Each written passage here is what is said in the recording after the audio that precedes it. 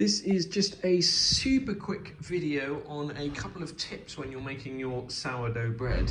If you want to start doing patterns like this properly, do not go and buy yourself a cheap lame like this. This wasn't actually particularly cheap. This is about £7 or something from eBay. But this lame here, which is a handmade lame, once again a guy on eBay sells these, they're about £17, will totally transform your bread making. And when it comes to making cuts, etc., you'll be able to do it so much easier with one of these compared to this style of lame here. That's the first tip I'd give you.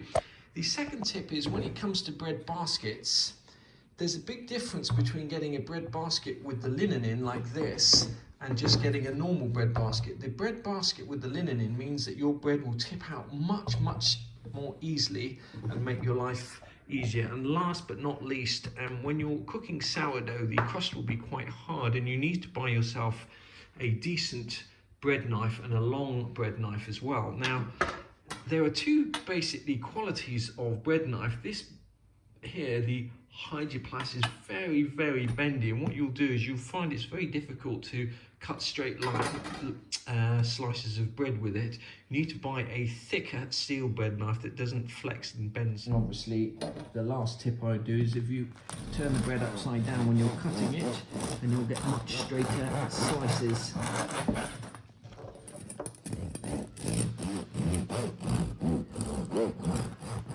See, this knife is flexing when I cut it. This is a much better knife here, although it's not quite sharp.